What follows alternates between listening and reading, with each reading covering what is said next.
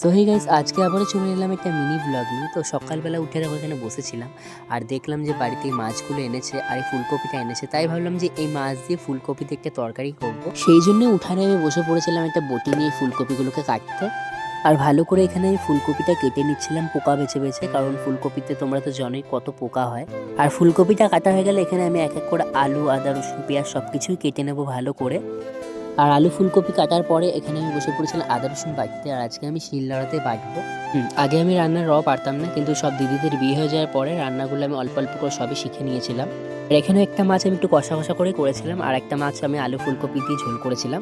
দুপুরবেলা স্নান খাওয়ার পরে চলে গেছিলাম ফ্রেন্ডের বাড়ি। ও একটা রিং লাইট কিনেছিল, তাই দেখছিলাম যে ভিডিও কোয়ালিটি কেমন আসছে। আর ওর বাড়ি থেকে আসার পর এখানে আমি বানাচ্ছিলাম চিকেন পকোড়া। সব রকম ভেজিটেবল দিয়েছিলাম এখানে আমি। আর চিকেনটাকে একদম কিমা করে দিয়েছিলাম, তোমরা হয়তো বুঝতেও পারবে না, ভালো করে দেখলে হয়তো বুঝতে পারবে। তাই এখানে ভালো করে মাখিয়ে নিচ্ছিলাম, এত মাখাতে মাখাতে এত ভালো লাগছিল দেখতে। তারপর এখানে আমি বেশ কড়া কড়া করে ভেজে নিয়েছিলাম এগুলো। তারপরে সবাই মিলে এখানে বসে আমরা চিকেন পকোড়া খেয়েছিলাম। আর বাবা নিয়ে এসেছিল কেক, সবাই মিলে তখন কেক খাচ্ছিল, কিন্তু আমি খাইনি, আমি রেখে দিয়েছিলাম আমারটা। কারণ একসাথে আমার সব রকম খাওয়া খেতে ভালো লাগে না, আমি রেখে দিই মাঝে মাঝে অল্প অল্প করে, এটা ওটা যখন ভালো লাগে তখন খাই। আর জানো তো, যখন এই ধরনের কেকগুলো আনে তখন এই কেকগুলো থেকে মোরব্বাগুলো বেছে বেছে আমি খেয়ে নিই।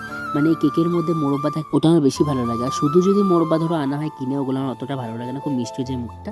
সে যাই হোক, রাত্রেবেলা কিন্তু আমি করেছিলাম প্রেসার কুকারে খিচুড়ি, আর সেটা খেয়ে শুয়ে পড়েছিলাম। তো চলো, আজকে আমার এই খাই খাই ব্লগটা এখানেই শেষ করলাম। দেখা হচ্ছে অন্য কোনো একটা ব্লগে। টাটা।